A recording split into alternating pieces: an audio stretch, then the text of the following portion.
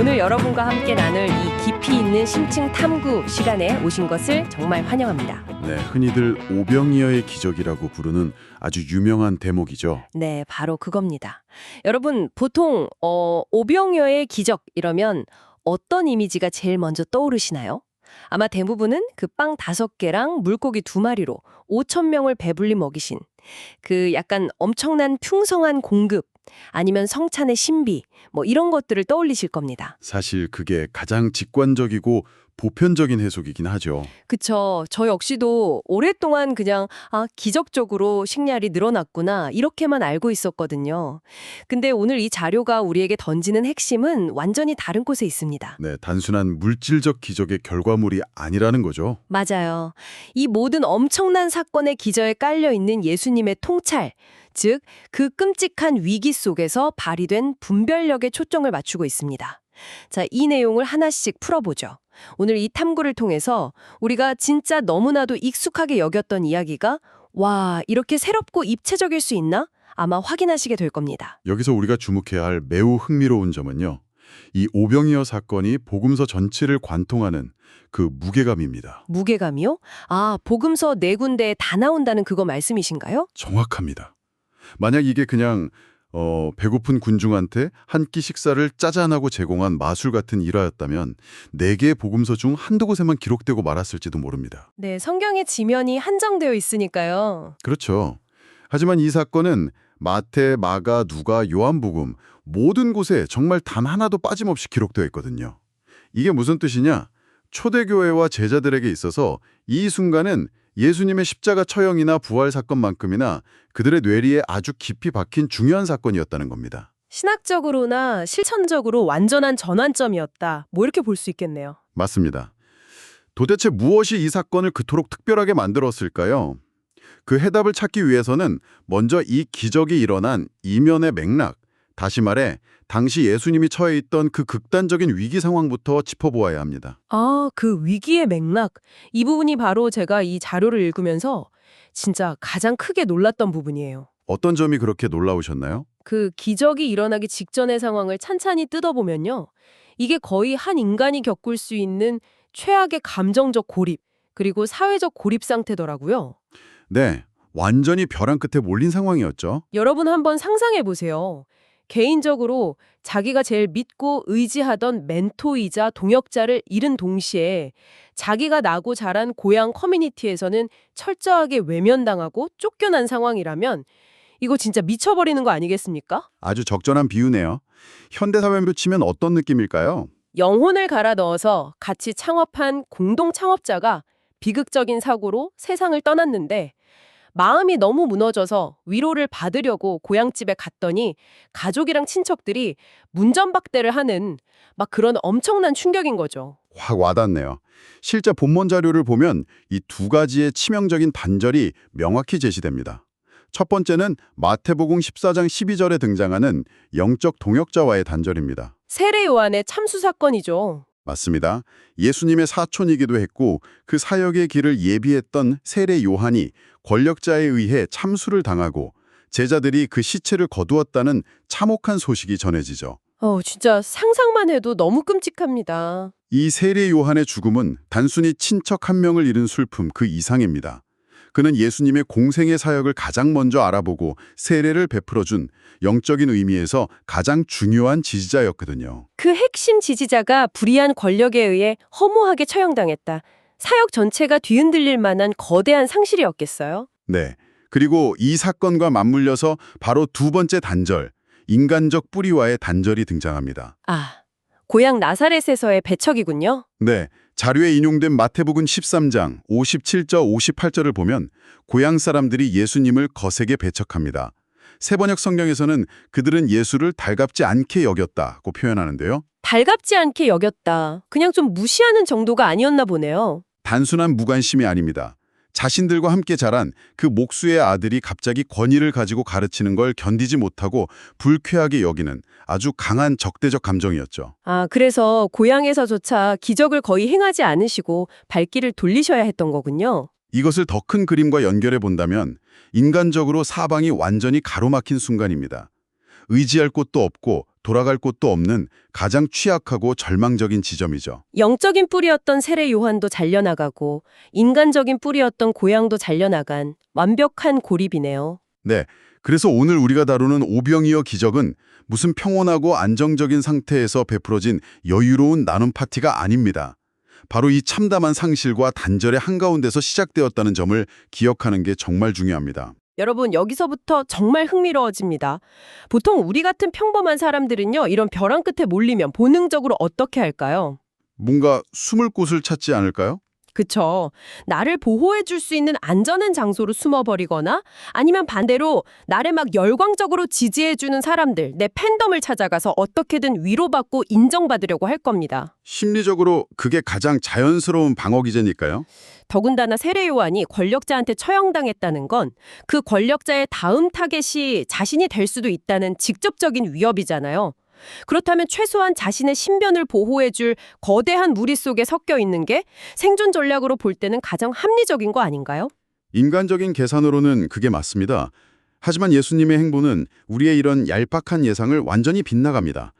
바로 그 지점에서 상황에 휩쓸리지 않는 예수님의 탁월한 분별력이 빛을 발하죠. 분별력, 네. 본문 13절을 보면 예수님이 그 소식을 들으시고 배를 타고 떠나셨다고 나오잖아요. 네, 13절에 배를 타고 떠나사 따로 빈 들에 가시니라고 기록되어 있습니다. 여기서 떠나사라는 동사의 쓰임새를 원어적 맥락에서 뜯어볼 필요가 있어요. 아, 이 단어에 특별한 의미가 숨어 있나요? 네, 이 단어는 단순히 A에서 B로 이동한다는 뜻이 아닙니다. 명백한 위험이나 적대적인 상황을 피해서 물러나다 혹은 피신하다라는 의미를 아주 강하게 내포하고 있죠. 피신하다, 도망치다, 약간 이런 뉘앙스군요. 맞습니다. 과거 아기 예수님이 헤롯의 학살을 피해서 애굽으로 피난 가셨을 때나 나중에 바리새인들의 음모를 피하실 때 쓰였던 바로 그 단어와 같은 맥락입니다. 그런데 피신을 하셨는데 그 목적지가 참 역설적이에요. 성이나 요새도 아니고 지지자들이 모인 안전한 건물도 아니고 빈 들리라는 곳이었잖아요. 맞아요. 아무것도 없는 텅 빈 광야를 피신처로 택하신 겁니다. 생존에 가장 불리한 허허벌판으로 스스로 걸어 들어가셨다? 이게 참 놀라운 판단입니다. 주변에 아무런 인프라도 없고 무기도 없는 곳인데 말이죠. 물리적으로는 철저히 고립된 장소지만 영적인 관점에서 이 광야는 전혀 다른 의미를 지닙니다. 이스라엘 역사 속에서 빈들은 항상 인간의 능력이 끝나는 곳이자 역설적으로 오직 하나님만 바라볼 수 있는 장소였습니다. 아, 인간의 방해물이나 소음이 없는 곳이니까요. 그렇죠. 만약 예수님이 인간적인 분별력에 의존하셨다면 방금 호스트님이 말씀하신 것처럼 그 수만 명의 무리 속으로 속 들어가서 그들을 정치적 방패로 삼으셨을 겁니다. 그 유대 지도자들이나 로마 권력자들도 거대한 군중이 폭동을 일으킬까봐 막 함부로 건드리지 못했잖아요. 맞습니다. 하지만 예수님은 자신을 향한 무리의 환호 혹은 권력자의 위협, 이런 주변 상황에 일일비하지 않으셨어요. 흔들리지 않으셨군요. 네. 가장 큰 위기가 찾아온 그 중간에 사람이라는 방패를 내려놓고 오직 하나님과 독대해서 그분의 뜻을 구하는 자리를 택하신 겁니다. 눈앞의 위기에 몸을 대지 않고 하나님의 때를 정확히 분별해내는 능력이네요, 이게. 네, 맞습니다. 그 수많은 팔로워들을 자신의 안위를 위해 도구로 쓰지 않으셨다. 가장 쉽고 유혹적인 해결책을 단호히 거절하셨다는 게 참 감동적입니다. 그런데 상황이 여기서 또 한 번 아주 시각적이고 극적으로 반전이 되거든요. 네, 사람들이 끝까지 쫓아오죠. 맞아요. 조용히 빈들로 피하셨는데 사람들이 그 소식을 듣고 여러 고을에서부터 걸어서 끝끝내 그 빈들까지 따라옵니다. 장정만 무려 5,000명, 가족들까지 합치면 당시 문화상 10,000명에서 15,000명은 좋게 넘는 엄청난 인파입니다. 대규모 군중이 광야에 모인 셈이죠. 여러분 한번 머릿속에 이 장면을 쫙 그려보세요.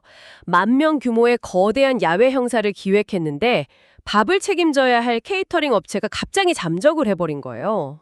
진짜 식은땀 나는 상황이네요. 심지어 장소는 도심 한복판도 아니고 텅 빈 허허벌판이고 날은 점점 어두워지고 있습니다. 사람들은 막 굶주려 있고 통제는 불가능에 가깝습니다. 리더로서 진짜 눈앞이 캄캄해지는 아찔한 순간 아닙니까? 바로 이 위태로운 상황에서 제자들이 어떤 반응을 보였는지 유심히 살펴볼 필요가 있습니다. 본문 15절에서 제자들이 다가와서 이렇게 제안하죠. 뭐라고 제안했죠? 이곳은 빈들이고 날도 저물었으니 무리를 마을로 보내어 먹을 것을 사 먹게 하소서. 호스트님은 이 제안을 어떻게 평가하십니까? 저요, 솔직히 말해서 저는 이 제자들이 100% 논리적이고 현실적으로 최고의 판단을 내렸다고 생각합니다. 그렇게 생각하시는 이유가 뭘까요? 만약에 제가 그 현장에 있는 프로젝트 매니저였다. 그럼 저는 제일 먼저 마이크부터 잡았을 거예요. 아, 여러분, 오늘 행사는 안타깝게도 여기까지입니다. 날 어두워지기 전에 각자 가까운 마을로 빨리 돌아가셔서 저녁 식사 해결하시길 바랍니다. 이렇게 당장 해산 명령을 내렸을 겁니다. 그게 매니저로서 할 수 있는 가장 책임감 있고 안전한 조치잖아요. 정확합니다. 제자들의 판단은 전혀 틀린 게 아니었어요. 당시의 문화나 물류 상황을 고려할 때 날이 저무는 광야에서 10,000명이 넘는 군중을 책임진다. 이건 그냥 불가능입니다. 그쵸. 뭐 배달을 시킬 수도 없고. 네, 사람들을 각자 돌아가게 해서 스스로 식사와 안전을 해결하는 건 당시로서는 비공식적인 루틴이자 가장 타당한 매뉴얼이었습니다. 아주 합리적인 현실 인식이었네요. 네, 그들은 수평적인 차원, 즉 현실을 아주 정확하게 분석했습니다. 그들의 눈앞에는 통제 불가능한 숫자의 무리가 있었고 발을 딛고 있는 곳은 아무런 자원이 없는 빈들, 텅 빈 광야였으니까요. 그런데 바로 이 지점에서 시선의 날카로운 충돌이 일어나는 거죠. 철저하게 합리적인 계산을 끝낸 제자들의 그 수평적 시선이랑 완전히 다른 차원을 바라보고 계신 예수님의 수직적 시선이 정면으로 쾅 하고 부딪히는 겁니다. 네, 그래서 예수님이 그 완벽한 상황 보고서에 대고 아주 황당한 지시를 내리십니다. 16절이죠. 갈 것 없다. 너희가 먹을 것을 주라. 와, 제가 제자였으면 진짜 기절했을 것 같아요. 아, 제자들이 느꼈을 당혹감이 상상이 가죠. 저희가요? 아니, 이 10,000명을 저희가 어떻게 먹입니까? 아마 속으로 완전 패닉이었을 거예요. 그래서 황당한 미션을 받고 무리 사이를 미친 듯이 뛰어다니면서 긁어 모은 게 고작 떡 5개랑 물고기 2마리였잖아요. 어린아이 1명의 도시락 분량이죠. 10,000명을 먹이라는 명령, 그리고 눈앞에 놓인 1인분의 도시락. 이 극단적인 대비가 앞으로 일어날 기적에 대한 긴장감을 진짜 최고조로 끌어올립니다. 자, 이 자료가 제시하는 가장 놀랍고 핵심적인 인사이트가 바로 이 긴장감이 폭발하는 순간에 등장합니다. 가장 핵심적인 인사이트요. 너무 기대됩니다. 제자들의 시선은 여전히 철저하게 자신들의 결핍에 갇혀 있었습니다. 그들은 우리가 가진 것은 이것뿐입니다. 라며 한계를 규정지어버렸죠. 그들에게 유일하고 합리적인 선택지는 사람들을 흩어버리는 것뿐이었습니다. 마을로 가라고 하는 거. 그런데 19절에서 예수님이 아주 독특하고 상징적인 행동을 취하십니다. 떡 5개와 물고기 2마리를 가지사 하늘을 우러러 축사하시고. 하늘을 우러러 축사하셨다. 네, 여기서 우리는 하늘을 우러러 보셨다는 이 짧은 표현의 이면에 숨겨진 엄청난 신학적 무게에 주목해야 합니다. 하늘을 우러러 보셨다. 이게 그냥 기도하려고 고개를 들었다? 이런 단순한 의미가 아닌가요? 더 깊은 뜻이 있다는 말씀이시죠? 그렇습니다. 원어인 헬라어의 쓰임새를 추적해보면 아주 놀라운 사실을 하나 발견할 수 있습니다. 헬라어요? 네, 여기서 사용된 단어가 아나블레포라는 헬라어인데요. 위로를 뜻하는 아나와 보다를 뜻하는 블레포가 합쳐진 단어입니다. 직역하면 말대로 위를 쳐다보다는 뜻이죠. 네, 위를 쳐다보다. 그런데 성경 안에서 이 아나블레포라는 단어는 아주 특정한 기적의 상황에서 집중적으로 사용됩니다. 어떤 상황이죠? 바로 예수님께서 시력을 잃은 맹인들을 고쳐주실 때, 즉 닫혀있던 눈이 번쩍 떠지고 시력을 회복하다라는 의미를 나타낼 때 쓰이는 핵심 단어입니다. 아, 잠깐만요. 그러니까 지금 이 오병이어 기적의 한가운데서 맹인이 눈을 뜨는 그 시력 회복에 쓰이는 단어가 등장했다는 건가요? 정확합니다. 와, 육신의 배고픔을 채우는 빵을 나눠주는 현장에서 시력의 회복을 뜻하는 단어가 쓰였다. 아, 그렇다면 이 모든 상황이 완전히 다르게 읽히는데요. 이게 단순하게 물리적으로 빵의 개수가 늘어난 기적에 관한 이야기만이 아니라는 뜻이잖아요. 바로 그 지점이 오늘 탐구의 백미입니다. 제자들이 자신들의 손에 들린 그 초라한 떡 5개만 쳐다보며 절망하고 있을 때 예수님은 단순히 빵의 질량을 부풀리기 위해서 마술 주문을 외우신 게 아니에요. 그럼요. 예수님이 아나블레포, 즉 하늘을 우러러 보셨을 때 격해서 불안에 덜덜 떨고 있던 제자들의 시선도 자연스럽게 예수님을 따라서 하늘로 향했을 겁니다. 아, 시선이 따라갔겠네요. 그리고 잔디 위에 앉아서 굶주림과 피로에 지쳐있던 그 수천 명의 무리들 역시 일제히 고개를 들어서 예수님의 시선을 쫓아 하늘을 우러러 보았겠죠. 이것은 제자와 무리들의 시선이 완전히 교정되는 아주 장엄한 순간이었습니다.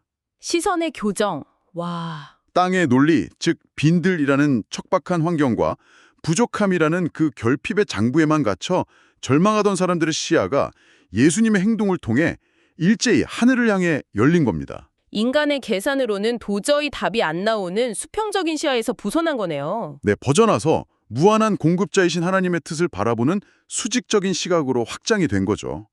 그것은 빵을 먹은 수천 명의 무리가 동시에 경험한 영적인 시력 회복, 즉 집단적인 영적 개안의 역사였던 겁니다. 진짜 압도적인 해석입니다.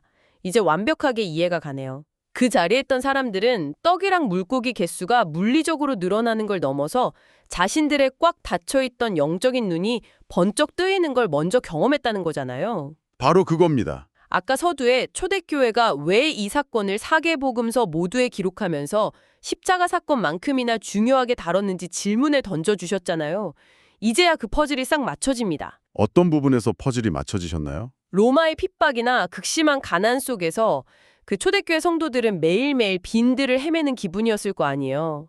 그들에게 진작 필요했던 건 단순히 배를 채워주는 마술사가 아니었던 거죠. 네, 배부름만으로는 그 고난을 이길 수 없으니까요. 사방이 꽝 막힌 절망 속에서도 그 절망에 먹히지 않고 하늘을 바라볼 수 있는 시력, 그 영적인 분별력과 시야를 열어주는 구원자가 그들에겐 너무나 필요했던 거네요. 완벽한 통찰이십니다. 이 자료가 원래 아틀란타 한인장로교회 AKPC 성도님들을 향해 작성된 설교문이긴 합니다만 이 고대의 텍스트가 오늘날 현대사회를 살아가는 우리 모두에게 던지는 메시지는 정말 대단히 보편적이고 또 강력합니다. 현대를 살아가는 우리에게도 적용된다는 말씀이시죠? 네. 이는 우리의 삶을 향해 아주 날카롭고도 중요한 질문을 하나 던집니다. 우리가 살아가다 보면 재정적인 위기나 사랑하는 사람과의 관계 단절, 혹은 커리어의 좌절처럼 사방이 꽉 막히고 아무것도 남지 않은 나만의 빈들에 홀로 서 있다고 느낄 때가 분명히 찾아옵니다. 맞아요. 누구나 그런 벼랑 끝을 한 번쯤은 만나죠. 그때 우리는 무엇을 응시하고 있습니까? 제자들처럼 내 수중에는 고작 떡 5개뿐이야. 여기는 아무것도 없는 빈들이고 상황은 점점 어두워지고 있어. 라며 자신의 결핍과 한계라는 장부만 뚫어지게 쳐다보고 있습니까? 결핍에만 시선을 고정하고 있는 건 아닌지 묻는 거군요. 아니면 잠시 멈춰서서 잃어버린 시력을 회복하고 아나블레포하여 하늘을 우러러보며 나를 향한 하나님의 더 큰 섭리와 뜻을 찾고 있습니까? 이것이 이 자료가 묻고자 하는 핵심입니다. 와, 진짜 우리 삶의 태도를 아주 깊숙이 찔러오는 질문이네요. 여러분, 오늘 이 깊이 있는 심층 탐구를 마무리하면서 저는 오늘 출처 자료가 남긴 이 깊은 여운을 바탕으로 여러분 스스로 고민해 보실 만한 약간 도발적인 질문을 하나 던져드리고 싶습니다. 네, 어떤 질문인가요? 만약에요, 오병이어의 진짜 기적이 내 통장 잔고가 늘어나고 스펙이 쌓이고 내 눈앞의 문제가 마법처럼 싹 해결되는 것에 있는 게 아니라 그 결핍에만 꽉 고정되어 있던 우리의 좁은 시야가 하늘을 향해 확 트이는 시력의 회복 그 자체라면 어떨까요? 시력의 회복 그 자체가 기적이다. 네, 현대 사회를 살아가는 우리는 끊임없이 눈에 보이는 물질적인 해결책, 즉 더 많은 빵, 더 많은 물고기만 달라고 요구하잖아요. 그리고 그걸 기적이라고 부르느라 정작 이 위기의 한가운데서 하늘을 바라볼 수 있는 그 영적인 시력은 완전히 상실한 채 헤매고 있는 건 아닐까요? 깊이 생각해 볼 만한 포인트네요. 지금 여러분이 서 있는 그 막막한 각자의 빈 들에서 정말로 절실한 기적은 당장 내 손에 새로운 자원이 뚝 하고 떨어지는 게 아닐지도 모릅니다. 오히려 여러분의 시선이 향하는 곳을 땅의 결핍에서 하늘의 충만함으로 방향을 트는 것, 그 시선의 전환 자체가 이미 여러분의 삶에 시작된 가장 위대한 기적일 수 있습니다. 우리가 결핍과 불안의 빈들에 갇혀 있다고 느낄 때 유일한 해결책이 그곳을 도망쳐서 다시 마을로 가는 그 합리적인 포기가 아님을 기억해야 합니다.